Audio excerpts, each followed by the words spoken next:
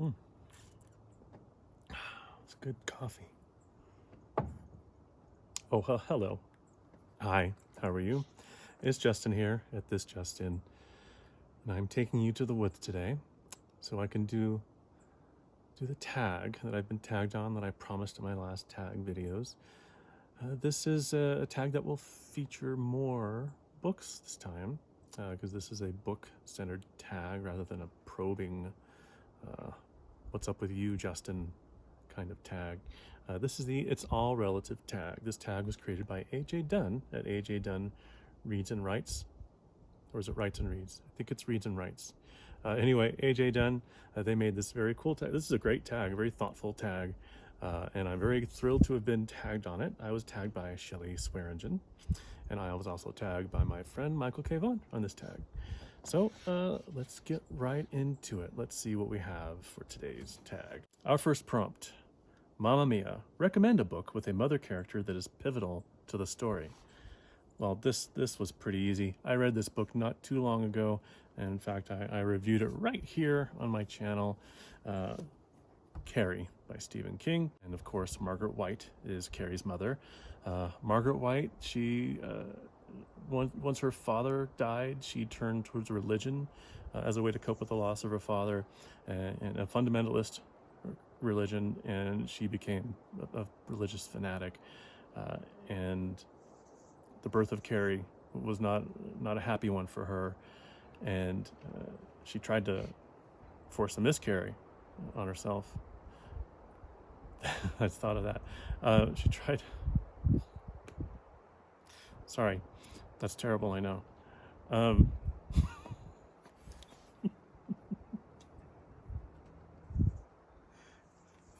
Okay, it's been that kind of day. I spent like half an hour setting up my shot, so I'm in a bit of a mood. Anyway.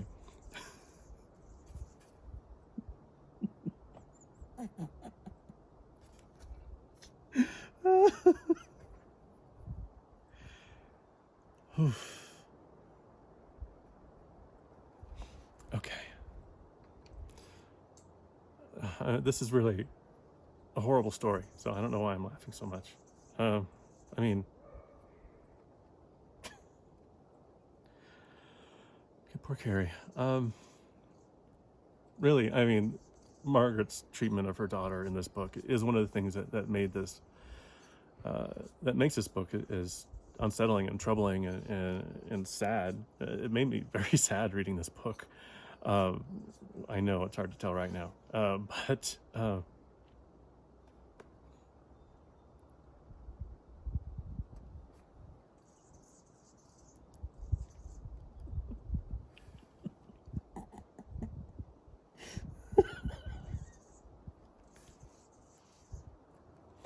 this is going to be some tag, isn't it?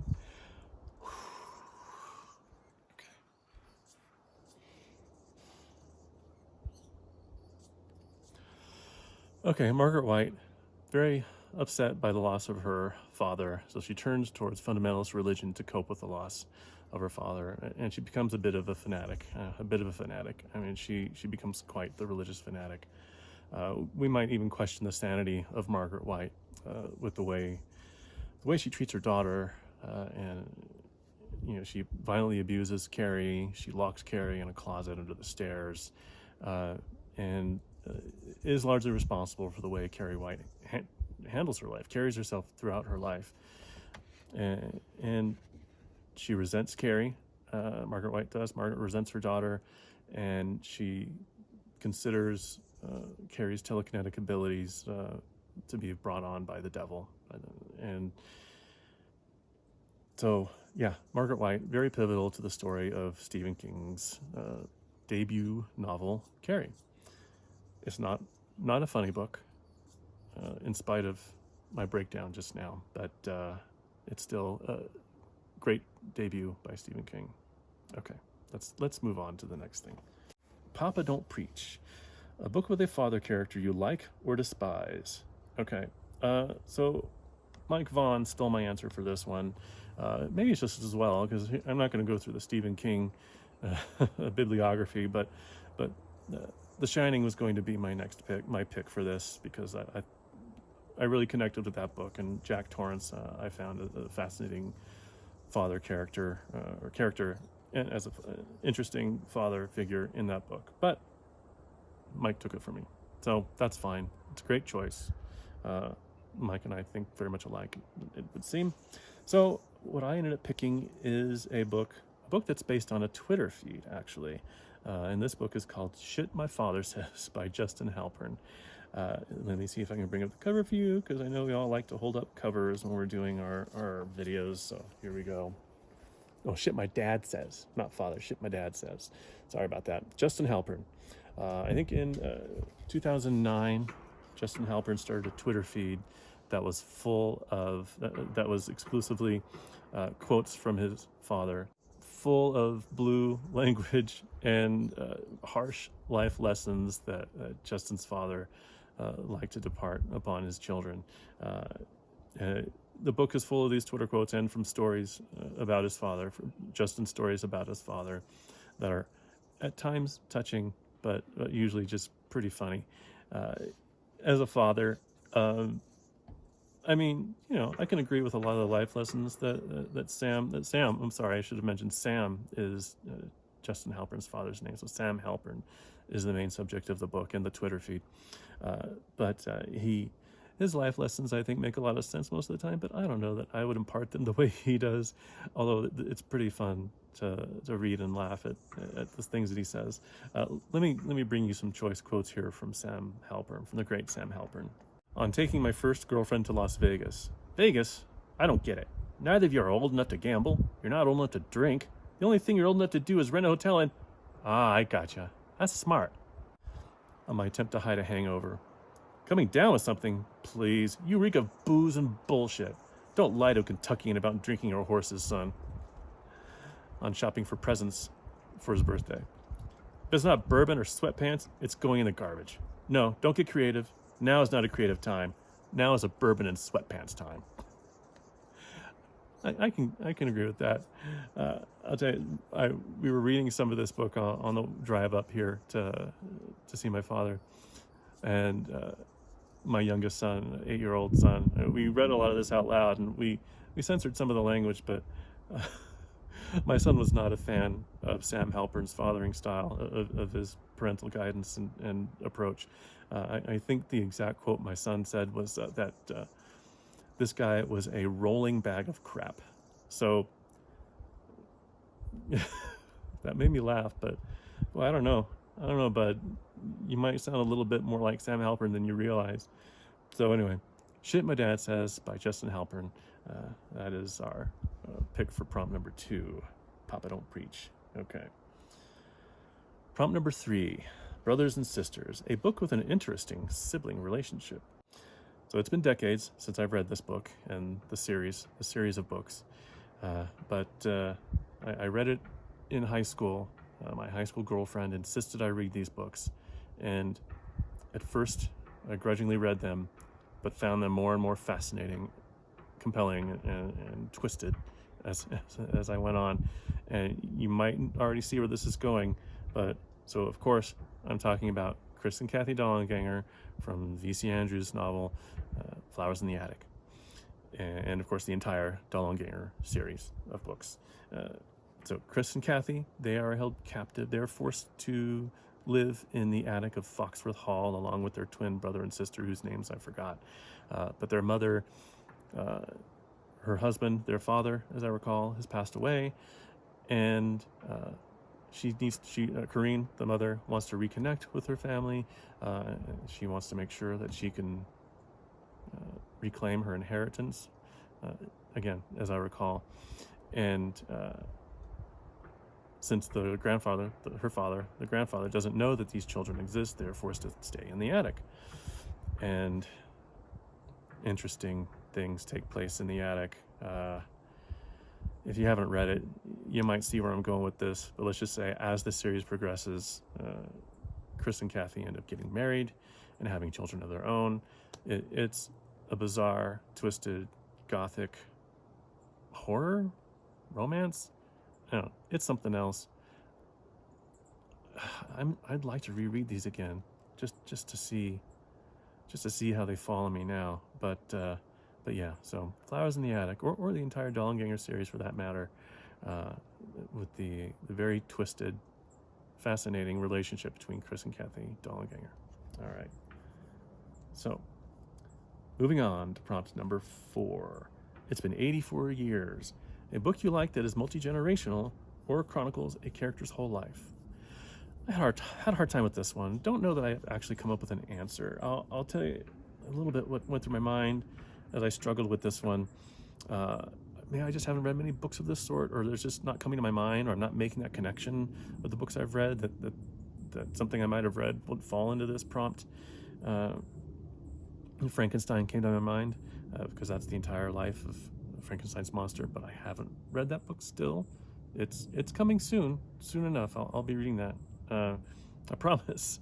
I also thought of Pillars of the Earth by Ken Follett.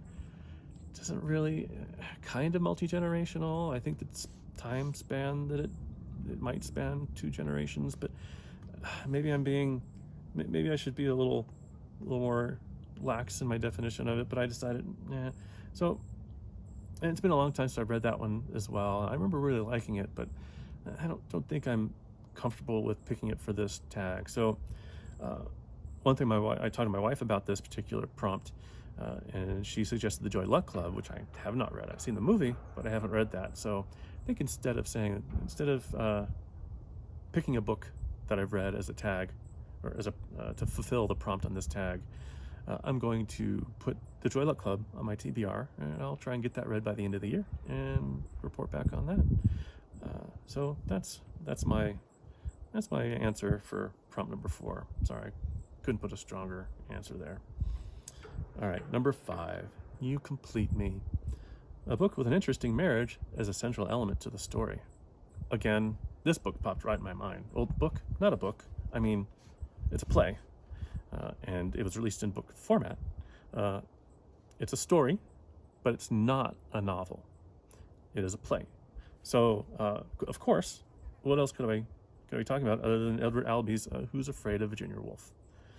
Who's Afraid of Virginia Woolf? You say that too fast, it sounds like nonsense, doesn't it? So this is a Broadway play that premiered in 1962, I believe. It won the Tony Award for Best Play in 1963. It is the story of Martha and George, a middle-aged couple, a married couple, who have a younger married couple over for dinner, Nick and Honey, and they proceed to just tear each other to pieces. It is fascinating and disturbing and horrible, and you cannot look away. And the things that these people do to each other and say to each other are some of the most vicious things that I've ever seen or read. If you don't know about this or you haven't seen it, check it out. There's a movie version, of course, with Elizabeth Taylor and Richard Burton that is fantastic, and they're both amazing in it. And you can also listen to the original recording, the original broadcast recording that was released in the early 60s. It's on Spotify, and I think it's on YouTube as well. If you want to listen to the play, you can listen to the original cast, which I don't remember who was in the original cast. As I remember, it wasn't any name. There weren't any names that jumped right out at me as people I recognize. But you can listen to that as well if you want to experience this, or you can read the play. But it might be best to experience the performances. I can't recommend enough the movie starring Elizabeth Taylor. Okay, so moving on to prompt number 6. Picture It, Sicily. A book with an interesting elder character, i.e. a grandparent, great-grandparent, etc. Okay, so for this one, I picked The Witches by Roald Dahl. And of course, I'm thinking of the Norwegian grandmother of our, as I recall, our unnamed protagonist, the large cigar-smoking grandmother, and her complete knowledge of witches and her witch hunting experience and their quest to take down the Grand High Witch, who prefers to see children turned into mice. It's been a little while since I've read this, but I remember it being one of the more twisted of Roald Dahl's books, which is saying something. So this don't know this bring right to my mind. I had to look through my books a little bit, but yeah, this is a pretty good choice for this prompt. I need to read it again. I'll probably see if I can talk my 8-year-old into reading this. See how he compares the grandmother in this book with Sam Halpern. I don't know. Hopefully he won't.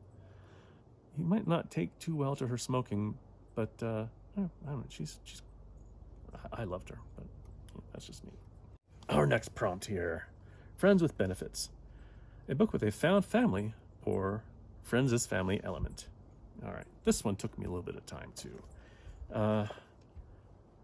Maybe it just, again, not connecting dots to books I've read in the past. As far as found family or friends as family, there probably are some, but what jumped to my mind right away? I'm on the Plagued by Visions Discord server, and we have a group read going on, and the book that we're reading is Bad Ronald by Jack Vance. And Ronald is a teenager who does something terrible, and he does something so terrible that the police are after him. But his mother, rather than turn him over to the police, she has very high hopes for her son. She wants him to be a doctor. So instead of turning him to the police, she hides him, and she hides him right within their own home. They seal up the bathroom. They hide it, putting a wall where the door to the bathroom, the downstairs bathroom, is. And he lives in the bathroom, and she feeds him. She sends him food through a trap door or a hidden door that they build under the bottom shelf in the pantry, so she can send food to him that way. But she gets sick, and she ends up going to the hospital, and she ends up dying while in the hospital. So Ronald, Bad Ronald, I keep wanting to say Bad Roland, but it's Bad Ronald. I kind of wish he said Roland. Anyway, so Ronald finds himself alone, completely alone in the house. He has a store of food, but eventually the house is sold and a new family comes in. And so he finds a family. They move into this house, and in all honesty, I don't want to make too many jokes about the whole found family aspect of this book, because what happens is actually quite disturbing and quite horrifying. But this is what came to my mind when I thought of found family, because Ronald finds himself a family, and he, of course, does terrible things to this family. And to find out what he does, you have to read it. It's not a book that's for everybody, but if you choose to read it, by all means, you should join the Plagued by Visions Discord server, where we're continuing a group discussion of this book. And it's a great discussion we're having. It's really a great book, well written, and I will probably talk more about it in a future video. Prompt number 8. We're almost done here. Prompt number 8. We're almost done.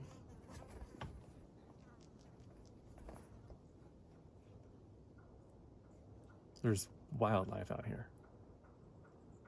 Okay. Prompt number 8. I Think We're Alone Now. A book with a character who is lost, left behind, or abandoned. It can also be a story with an orphaned or adopted character. Again, this book came right to my mind. The Painted Bird by Jerzy Kosinski. So The Painted Bird is a story of a young boy whose parents, who live in an unnamed Central European city during World War II, send their child off with a man to take him to a village away from the city to protect their son, where he goes to live with a foster mother. And after not too long, the foster mother passes away. The family loses touch with, the parents lose touch with the man who took their child to the mother, or to this person. And so the boy is cut off from anybody he knows and is left to wander Eastern European villages and towns. And he witnesses and experiences horrible atrocities. And it's a controversial book. Kosinski, not just for the events, the things that happen in it, which are horrible and disturbing, and will sit with you for a long time. But Kosinski claimed it was autobiographical, that it was based on things that happened to him, but then later recanted that. There have also been accusations of plagiarism. Large portions of the book have been said to have been lifted from untranslated Polish works. I don't know. I haven't dug too deep into that. I don't know what the veracity of those claims are with regard to the plagiarism. But either way, it's a great read. It's hard for me to say the book is this disturbing and this upsetting is beautifully written, but it is. I would still recommend it in spite of these accusations if you think that you're up for a journey such as this one. Prompt number 9, our last prompt actually, Fur Baby, a book where a pet or animal is a part of the family and or plays an important role in the book. And how could I pick anything else other than Stephen King's Pet Sematary? Of course, this is the story of Lewis Creed. His family moves to the small town of Ludlow, and nearby Lewis learns of a cemetery, a pet cemetery that is nearby in the woods. And eventually, and you can see where it's going, it doesn't take long to see where it's going. They have a cat. The cat's name is Church.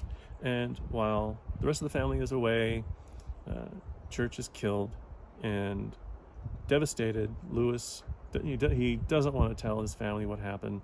So instead, his neighbor, Judd, takes Lewis and the cat, and they take the cat to the pet cemetery where they bury the cat. And you probably already know, the cat doesn't stay buried, the cat comes back. And of course, it's not the same cat. And that's just part of this incredible horror book. Michael K. Vaughan calls it the best, his favorite, or the best horror novel ever written. I'm not sure about that. I'm a little skeptical. I mean, it's a great book, but it's been a long time since I read it. But it's coming up on the Read Every Book by Stephen King challenge, on which I am moving along with Michael K. Vaughan here. And I'm going to reserve my judgment on whether or not it's the best horror novel ever written. Not that I can think of any that might be better off the top of my head. Not that I'm necessarily well-read enough in the horror genre, as much as I love it, to be able to say what the best horror novel ever written would be. So Mike's opinion might hold a little more weight in this one, but I mean, I'm still looking forward to reading it. It still is a fantastic, one of Stephen King's best, if not his best novel, as I recall. And this is one I'm looking forward to getting to. Pet Sematary by Stephen King. Pet Sematary by Stephen King. I think that does it for this tag. It's all relative, and I really like this tag. AJ Dunn did a great job on this one. Very thoughtful, very creative, and I appreciate the opportunity to do this tag. Hey, I'm just redoing my portion of the video where I tag someone. I would like to tag Juan over at Plagued by Visions, because we already know how much I love that channel. And I like to tag Dave and Olive over at Book Blather, as long as Olive allows Dave to do the tag. I'd also like to tag Mr. Morningstar, a pretty new channel that's got some pretty unique content. I really like the style, like the approach that I'm seeing on Mr. Morningstar's videos thus far. I'd like to see his take on the It's All Relative tag, see what how it can be spun over there at Mr. Morningstar's channel. All right, guys, thanks for accompanying me here in the great woods out by my father's home. We'll be leaving here shortly to head back home, but I really did want to do another tag while I was up here, because it's just such a great environment to do a tag in. Okay, everybody, thanks for watching, and I hope you enjoyed this, and I hope you're enjoying your weekend. I will talk to you later.